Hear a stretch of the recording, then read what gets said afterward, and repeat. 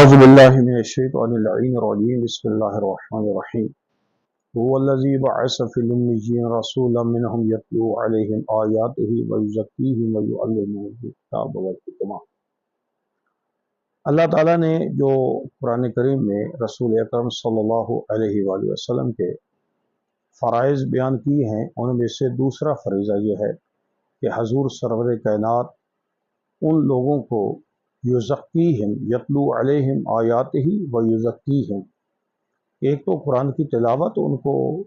پڑھ کر سناتے ہیں کہ قرآن پڑھا کیسے جاتا ہے، دوسرا یہ ہے کہ اپنے اخلاق کے ذریعے سے، اپنے عمدہ کردار کے ذریعے سے ان کے نفوس کو پاکیزہ کرتے ہیں، یعنی اسی قرآن کریم کی مندرجات کو لے کر آگے عملی شکل اختیار کرنا، یعنی ان کی اندرونی کیفیت، ان کی روحانی تربیت کرنا، یہ حضور سرور کائنات کا ایک اہم فریضہ تھا۔ حضور خود ارشاد فرماتے ہیں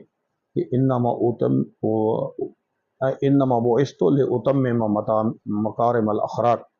کہ میں اللہ تعالیٰ نے مجھے بھیجا ہی اس لیے ہے کہ میں لوگوں کے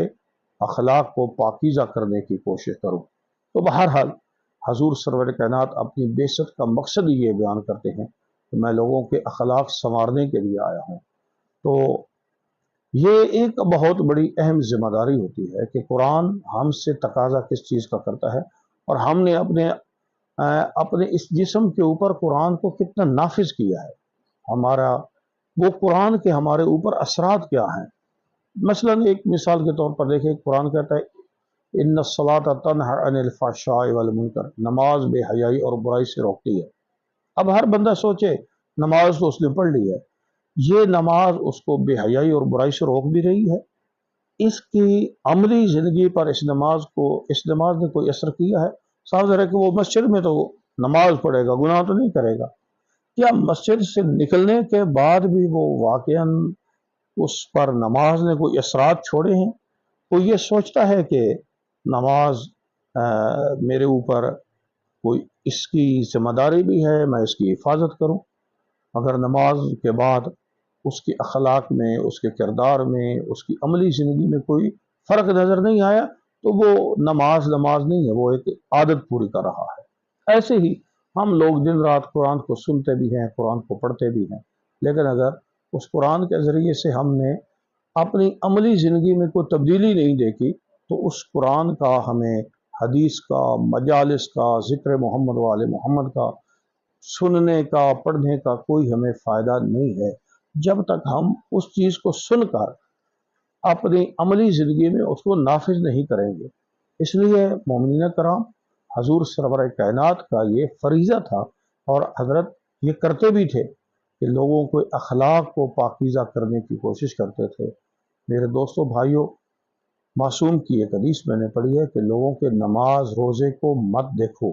بلکہ یہ دیکھو کہ ان کا لوگوں کے ساتھ طور طریقہ کیسا ہے۔ جھوٹ بولتا ہے تو وہ 100 دفعہ نمازیں پڑھتے رہے، روزے رکھتا رہے، ساری رات ایک ٹانگ پر کھڑا ہوتا رہے، دن کو سارا دن جھوٹ بولتا ہے، اگر اس نماز نے اس کو ایک جھوٹ سے ہی نہیں روکا تو وہ اس کی نماز کیسی ہے؟ اگر وہ حرام کماتا ہے، حرام کما کر وہ نماز پڑھتا ہے، لباس خریدتا ہے اس سے، اور اسی لباس کے ساتھ نماز پڑھتا ہے، تو اس نماز کا اس کے لیے کوئی فائدہ نہیں ہے۔ اس لیے اپنی زندگی میں اس قرآن کو نافذ کرنے کی ضرورت ہے، لہٰذا